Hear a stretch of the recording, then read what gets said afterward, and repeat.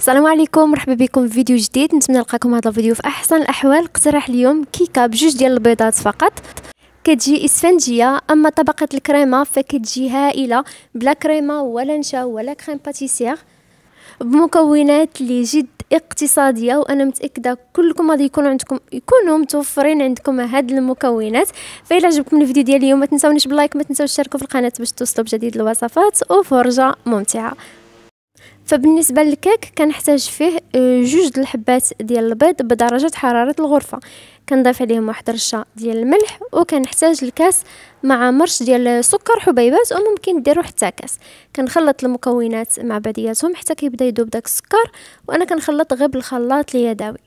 كنحتاج هنايا الكاس قل ربع ديال الحليب اللي يكون دافي. كل مكون كنضيفو وانا كنخلط. عندي هنايا 4 كاس ديال الزيت، كنخلط جميع المكونات. وكنحتاج لواحد الساشي من الكاكاو، وما يعادل 2 ديال المعالق كبار، كدوزوهم هكا في الصفايه من الاحسن هكا باش ما كيبقاو لكمش دوك التكتلات.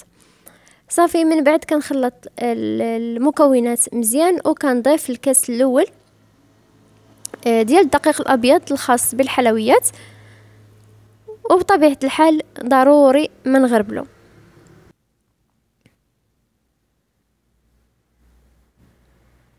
صافي غادي نخلط هاد المكونات مع بعضياتهم حتى كينسجموا وما كيبقاوليش داك التكتلات ديال الدقيق. من بعد غادي نضيف الكاس الثاني ديال الدقيق.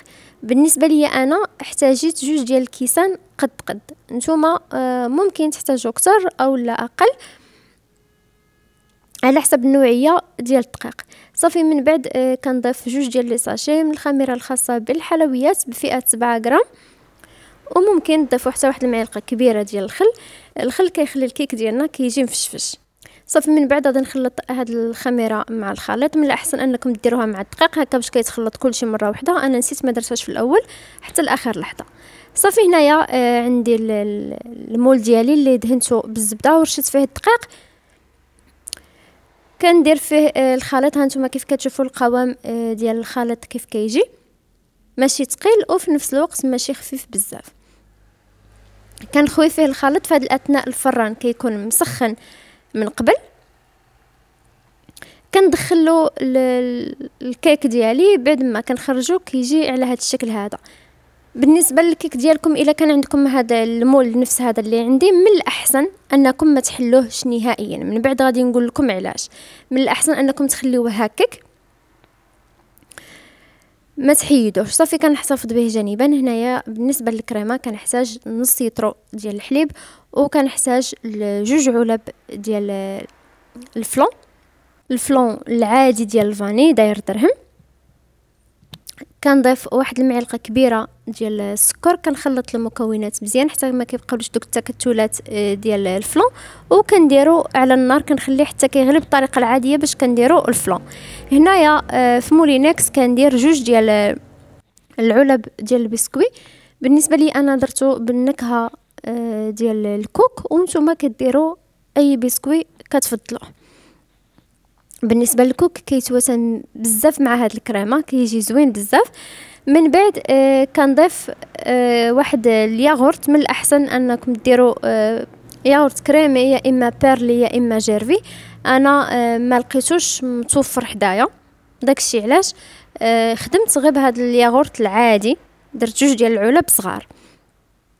صافي من بعد داك الخليط ديال الحليب والفلون بعد ما غلا مباشره كنخويه في المولينكس وكنطحن كلشي مزيان. كنحتفظ بالخليط جانبا وغادي ندوز للكيك. بالنسبه لي انا سقيته بالحليب، وانتم ممكن تسقيوه بالحليب او لا بالقهوه. ومن بعد مباشره غادي نخوي فيه الخليط اللي طحنته في المولينكس. بالنسبه لهاد المرحله كيف قلت لكم في الاول، يا اما الكيك كتخليوه كيف كتجبدوه من الفران هكاك ما كتحيدولوش الاطار ديالو، او لا حتى الا حيدتوا له الاطار ديالو كديروا الاطار اللي كنستعملوا في الطورطات، وبطبيعه الحال كتحيدوا الجوانب ديال هذا الكيك هذه حتى كيبقى الاطار لاصق على الكيك. كتقولوا لي علاش هاد العمليه؟ كديروها باش مين كتخويو هذا الخليط ما كيهبط لكمش على الجوانب ديال الكيك ديالكم.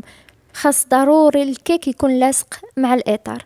انا بما انني حيدتو اون فوا خويت الخليط بدا كيهبط لي مع الجوانب، ما جانيش الديكور كيف بغيت، ولكن من بعد حاولت انني نقادها. صافي من بعد كناخذ نفس البسكوي اللي درتو في الخليط، بديت كنوزعو هكا وحده حدا وحده. غير هو من الاحسن انكم قبل ما تحطوا اي بسكوي حتى كتشدوا لها العبار نيشان عاد باش كتحطوها هكا باش في التقطيعه كتجي مقاده. صافي كنحتفظ بها جانبا، وغادي ندوز للطبقه الثالثه والاخيره اللي كنحتاج فيها كاس ديال الماء اللي كيكون ماء عادي، وكنضيف له معلقه كبيره ديال سكر حبيبات. كنحتاج الفلون العادي، فلون ديال درهم، ومعلقه صغيره مع مراش من القهوه سريعه الذوبان. صافي كنخلط هاد المكونات مزيان مع بعضياتهم على البارد حتى كيتخلطوا، ومباشره كنديرهم على النار. كنخلي الخليط ديالي حتى كيغلى وكنحيدو من على النار. هذا هو الشكل ديالو بعد ما حيدته على النار.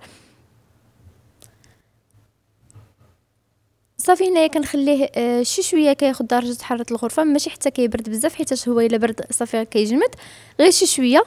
ومباشره كنبدا نخويه فوق من الكيك ديالي. كنبدا نخويه غير بشويه هكا باش داك البسكوي ما كيطلعش كيبقى قابض في راسو. كنحاول انني نوزعه بشكل متساوي حيتاش اون فوا كنحط هاد الطبقه صافي كتقبض في راسها كتجمد.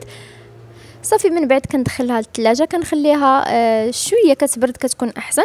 هي راه كتكون ديجا قابطه في راسها، ما كنحتاجوش انا حتى كندخلوها للثلاجه عاد كتقبض راسها، ولكن كندخلوها غير باش كتبرد شي شويه حيتاش كتجي حسن فاش كتكون بارده. صافي هنايا كنحاول انني نديمو ليها، وهانتوما كيف كتشوفوا معايا الغلط اللي درت الكريمه اللي هبطات لي مع الجناب. داكشي علاش حاولت انني نركز لكم على هاد القضيه باش ما ديروش نفس الغلط اللي درت انا، باش مين كديموليوها كتلقاوها مقاده مع الجناب. وهانتوما كيف كتشوفوا معايا الطبقه الاخيره كتجي بحال المرايه، كتجي زوينه. وكل طبقه من طبقات هاد الكيك شي حاجه اللي روعه صراحه، فإلا جربتوها غادي تعرفوني علاش كنهضر. فكيكون هذا هو الشكل النهائي ديال اقتراح اليوم. الا عجبكم الاقتراح ديال اليوم ما تنساونيش باللايك اللي كيشجعني وكيحفزني بزاف. كذلك ما تنساوش تشاركوا في القناه مع تفعيل زر الجرس باش توصلوا بجديد الوصفات. وكيف العاده كنتسنى تعليقاتكم اللي كيكونوا فيها الاراء والاقتراحات الفيديوهات الجايه ان شاء الله. والا جربتوا وصفه من وصفاتي فما تردوش انكم تصيفطوا لي صور تطبيقاتكم على حسابي على الفيسبوك او على حسابي على الانستغرام اللي غادي نخليه لكم في صندوق الوصف. شكرا، الى اللقاء.